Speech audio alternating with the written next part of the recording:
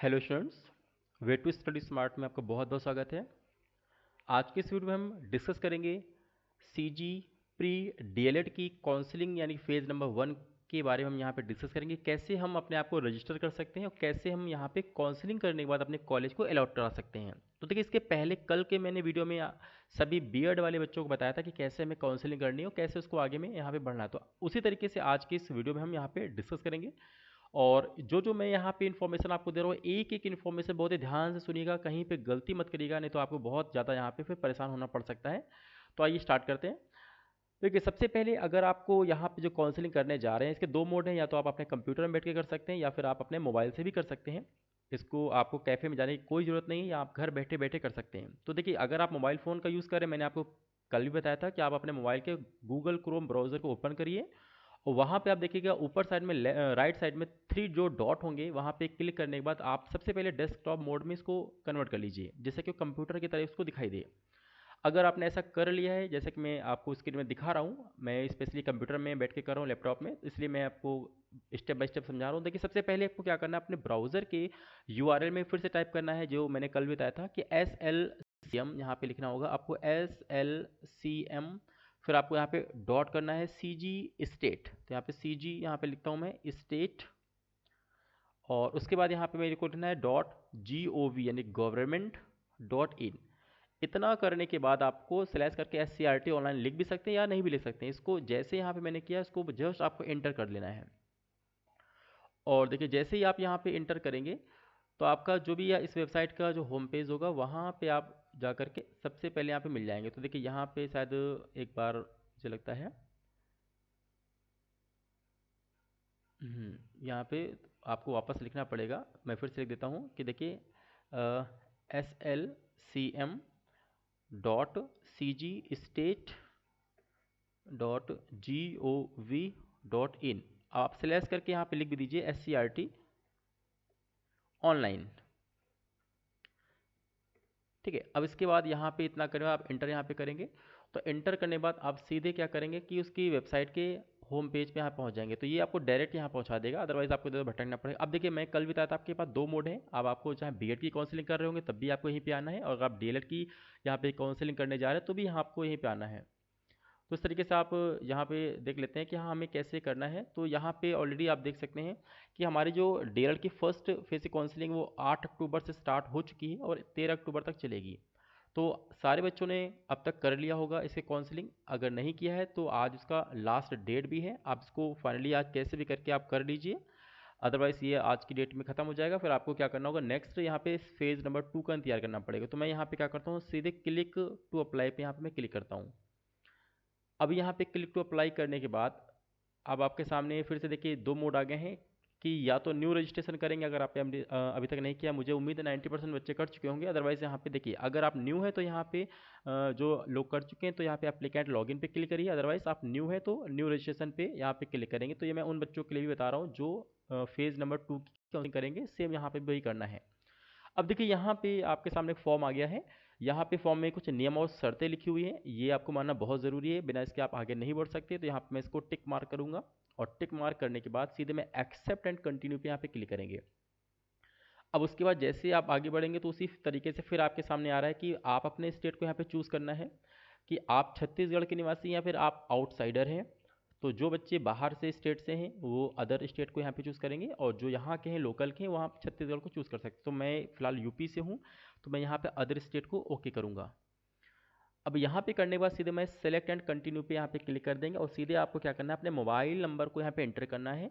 तो उस पर आपको एक OTP आएगा, वो डालना भी बहुत ज़रूरी है ताकि आपका मोबाइल नंबर वेरीफाई हो सके। तो मैं यहाँ पे अपने मोबाइल नंबर को डाल देता हूँ, और यहाँ पे मैं जस्ट गेट OTP यहाँ पे ओके करता हूँ। गेट OTP करने के बाद अब जरा सा मेरे को वेट करना पड़ेगा OTP आने के लिए, और जैसे OTP देखिए आ गया है 1955 1955, यहाँ पे सीधे मुझे सबमिट करना है।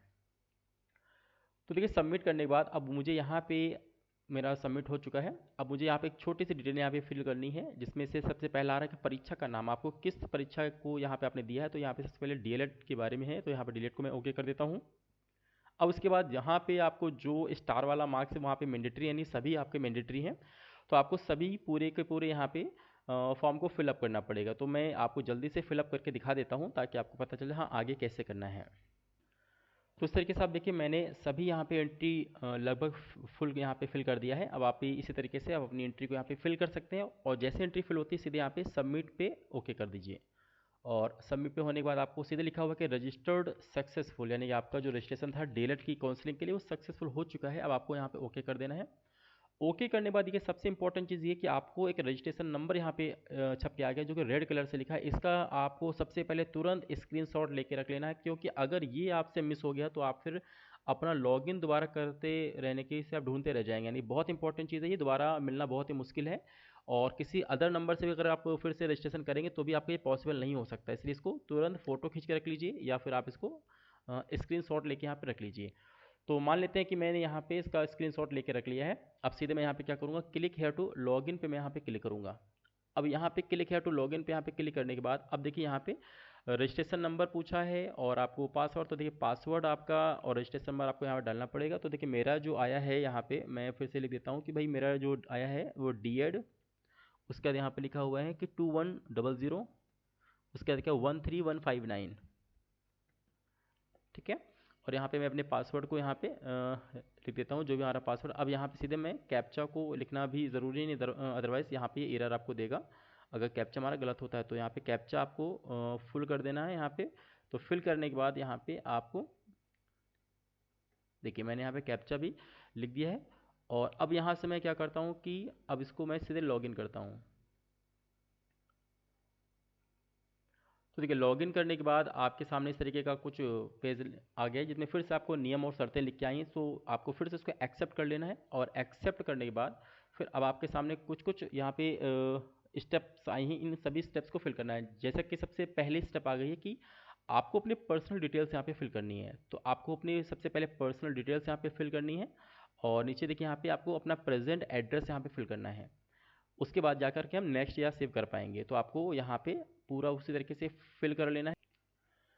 तो इस तरीके से आप देख सकते हैं कि मैंने सबसे पहले अपनी पर्सनल डिटेल्स यहाँ पे फिल कर दिया। उसके बाद यहाँ पे जो आपका प्रेजेंट एड्रेस होगा जहाँ पे आप रह रहे होंगे, ताकि जो भी यहाँ पे अगर पत्र व्यवहार अगर कुछ होता है तो वहाँ पे आपको सीधे पोस्ट आ सके, ऐसे एड्रेस को यहाँ पे फिल कर देना है।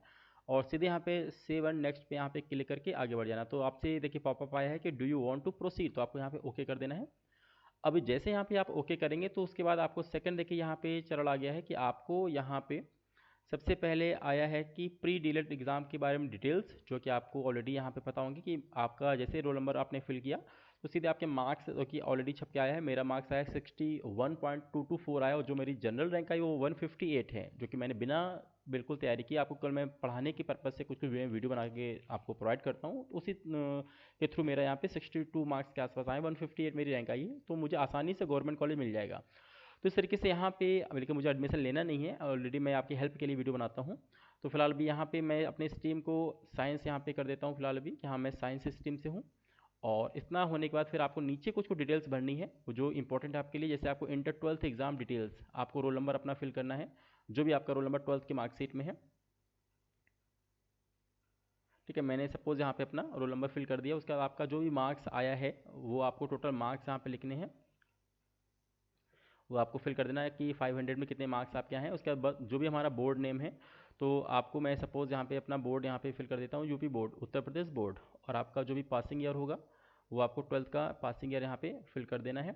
और आपको टोटल मार्क्स, अच्छा यहाँ पे टोटल मार्क्स फिल करने हैं ना कि ऑब्टेंड, तो आपको यहाँ पे टोटल मार्क्स फिल कर देना। और यहाँ पे जो भी आपका ऑब्टेंड यहाँ पे आपने यहाँ पे किए हुए थे वो आपको यहाँ पे कर देने हैं,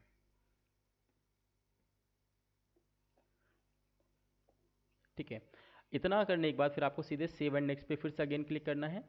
और यहाँ पे करने के बाद फिर अब आपके सामने देखिए अब फिर से नेक्स्ट हमारा स्टेप नंबर 3 आ गया, जिसमें आपको ये कह रहा है कि अगर आपने फ़ोटो अभी भी चूज़ नहीं किया था अगर फॉर्म फिल करते समय, तो अब आप यहाँ फिर से आपके पास ऑप्शन है कि यहाँ से भी आप क्या कर सकते हैं, अपनी फ़ोटो को अपलोड कर सकते हैं। अदरवाइज़ अगर आपने ऑलरेडी अपलोड किया हुआ है तो सीधे यहाँ पे फ़ोटो सिग्नेचर आप देख लीजिए, अगर सेम वही है तो सीधे यहाँ पे सेव एंड नेक्स्ट पे क्लिक करके आप आगे बढ़ जाइए। और यहाँ पे अगर मैं आगे बढ़ता हूँ तो देखिए लास्ट में यहाँ पे भी देखिए हमारा ऑप्शन आ गया कि अब आपको पेमेंट करना पड़ेगा। ये इंपॉर्टेंट चीज़ है। अब आपको क्या करना है, 300 यानी 300 का यहाँ पे ऑनलाइन पेमेंट करना है, जो कि नेट बैंकिंग के थ्रू या फिर एटीएम कार्ड जैसे भी आप यहाँ पे आप पे कर सकते हैं। जैसे यहाँ पे आप पे करेंगे तो आपका कंप्लीट यहाँ पे जो भी रजिस्ट्रेशन प्रोसेस है वो कंप्लीट तो ऑलरेडी हो ही चुका था, यहाँ पे आगे हमारा पूरा हो जाएगा। बस आपको फिर क्या करना होगा, पेमेंट करने के बाद फिर तुरंत आपको कॉलेज की लिस्ट यहाँ पे खुल जाएगी, और आप जिस लोकेशन पे कॉलेज अपना लेना चाहते हैं वहाँ पे आप अपने कॉलेज के नाम को सर्च करिए, ढूंढिए, वहाँ से जो भी आपको कॉलेज पसंद आ जाए उसको आप क्लिक करके सेव करते जाइए। तो जितने भी कॉलेज आप अपने लिस्टिंग करेंगे उसके बाद आपका जो भी यहाँ पे काउंसलिंग होगी, तो आपको प्रायोरिटी के हिसाब से जो भी कॉलेज अलॉट होना होगा वो आपको मिल जाएगा, जिसका आपके पास तुरंत 1-2 दिन में आ जाएगा कि मैसेज कि हाँ आपको कौन सा कॉलेज अलॉट हुआ है। फिर वहाँ पे जा कर के आप अपने आपको एडमिशन कराना बहुत ज़रूरी है, अदरवाइज़ एडमिशन कराने के लिए आपको फ़ीस जमा करनी पड़ेगी, नहीं तो वो आपकी जो सीट है वो फिर से यहाँ पे रिजेक्ट मान करके उसको फिर से ब्लैंक कर दिया जाएगा, और अगली काउंसलिंग के लिए वो फिर से अलाउ हो जाएगी किसी भी स्टूडेंट्स के लिए। तो जैसे ही आपको कॉलेज अलॉट होता है, अगर आपको एडमिशन लेना है तुरंत आप कॉलेज में जा करके अपने डॉक्यूमेंट्स और फीस वगैरह जो भी है वहाँ पे जमा कर दीजिए, और वहाँ पे आप अपने आप को एनरोल करा सकते हैं।